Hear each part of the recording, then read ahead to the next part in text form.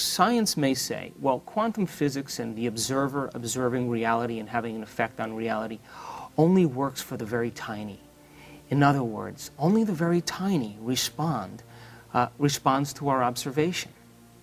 And so maybe then the way in which reality works is that if our observation makes a difference in the way that small subatomic particles function, maybe we can direct the nature of reality based on our own observation. Now, most quantum physicists will say no. Our observation only works for the very tiny and not the very large. And my answer is, maybe we're just poor observers. Maybe observation is a skill just like anything else, and we can develop this idea called observation. Now, there's a part of the brain that we use to pay attention. There's a part of the brain that we use to observe, and it's called the frontal lobe. The frontal lobe is the crowning achievement of the human being. It is the latest on the scene in our human development. What separates us from every other species on the planet is not the fact that we stand on 2 feet, or the fact that we have opposing thumbs, or the fact that our eyes point straight ahead, or that we have bigger brains, because elephants actually have bigger brains than us. It's not the fact that we have little body hair. What separates us from every other species on the planet is the size of the frontal lobe in reference to the rest of the brain. Now, in human beings, the frontal lobe is almost 40% of the entire brain. Our next closest ancestor, great apes and chimpanzees, the frontal lobe is about 17% to 15%. In dogs, it's about 7%, and for you cat lovers, it's about 3.5%.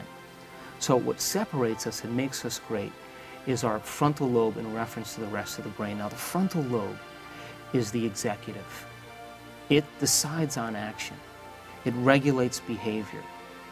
It's the part of the brain that we use when we're planning, we're speculating, when we're inventing, when we're looking at possibilities. The frontal lobe, if we were to use one word to describe the frontal lobe, we would use the word intent or purpose. When people's intention matches their behavior, or when their behavior matches their intention, or when their thoughts are aligned with their action, is the moment the frontal lobe is at its greatest moment. Now, in the recent journals, in November of 2004, a group of scientists from the University of Wisconsin began to see if observation or paying attention was a skill like anything else. And what they did is they designed this experiment where they took a group of Buddhist monks who have been meditating and focusing on concepts like compassion and love and divinity for extended periods of time. And most of the monks that they studied had over 10,000 to about 50,000 hours of focused meditation. So these guys knew how to pay attention. And they took another control group of people who never really went inward and focused their mind on anything. And they said to the monks, would you train these guys over a course of a week and see if we can get these people to learn how to develop a skill called meditation.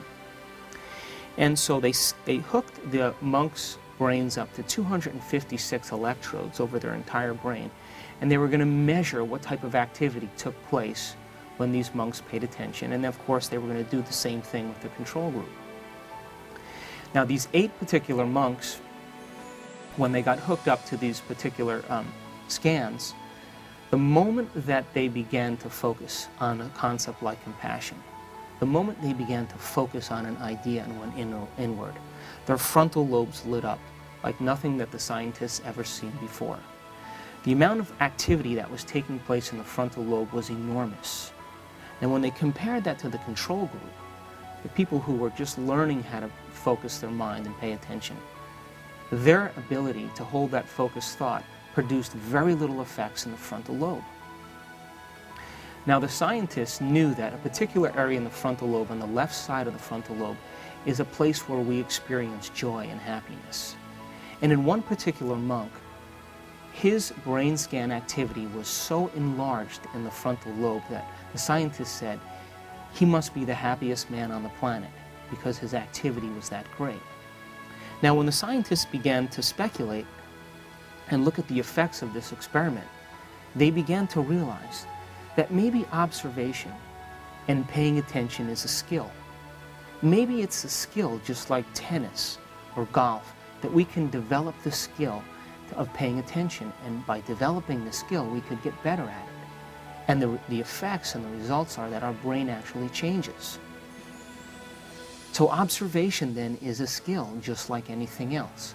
And if we can develop the skill of observation, maybe just not only the small subatomic particles will respond to our world, but maybe even larger subatomic particles or larger objects will respond based on our ability to observe.